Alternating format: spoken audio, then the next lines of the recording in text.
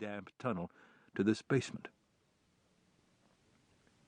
Ray wondered if the doctor had already been to see Garvey.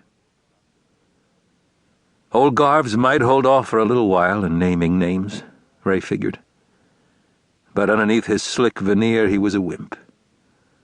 The first sight of his own blood, the first hit of real pain, the electric cattle prod, or knife, or vice, or whatever the hell they used, and he would be spilling his guts. He would give up every fucking name he could think of, believing in his heart of hearts that if he didn't cause Alicante's people too much trouble, they might let him live. Wrong. Tijuana? Oh, that would be a guy named Gonzalez. He's had a little fruit stand downtown for the past 3 years, but he's really a U.S. Fed. Veracruz? Yeah, I know that guy too. Shit, Garves. I'm sorry. Santana thought suddenly. I understand. What the hell, I'm a field man, you're a suit. I can sit here like King Tut, thinking you're trash for giving in to them, but they haven't touched me yet. Besides, you don't know a tenth of what I do about the Mexican undercover organization. And I don't plan on telling that part no matter what. My goddamn initiation into the Road Warriors was worse than anything these creeps can do to me here, for Christ's sake. Just do your best, Garves. Just do your best. Try not to make it too easy for them. Another half-hour passed, possibly longer. Santana closed his eyes and wished he could just will himself dead, or at least asleep. The air in the basement was stagnant and heavy with mold. Sucking it in through his nostrils took so much effort that sleep was impossible.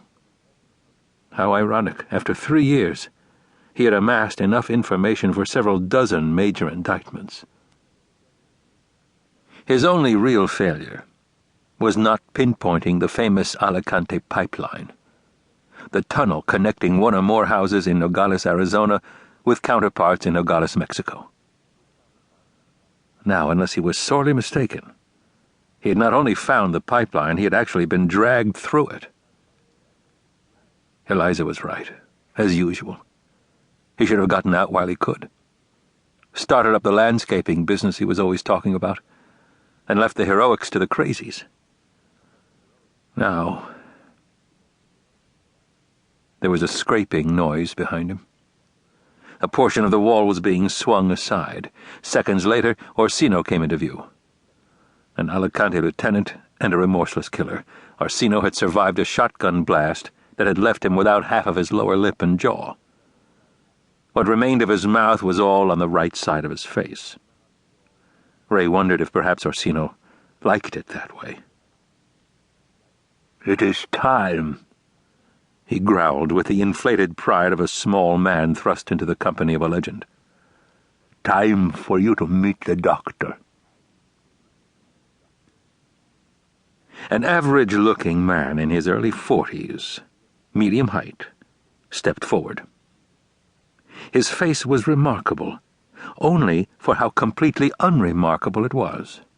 Not handsome, but not unattractive.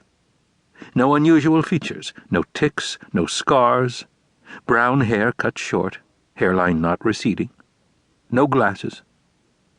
He was wheeling a stainless steel cart, on top of which was a tattered leather valise. His back was turned to Ray as he flipped the suitcase open.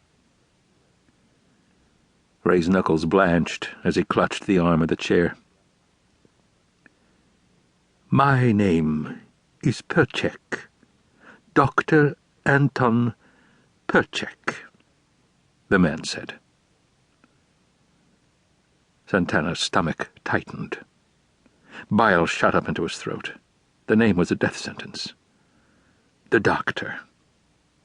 Everyone in the agency, everyone in Washington, knew who Perchek was.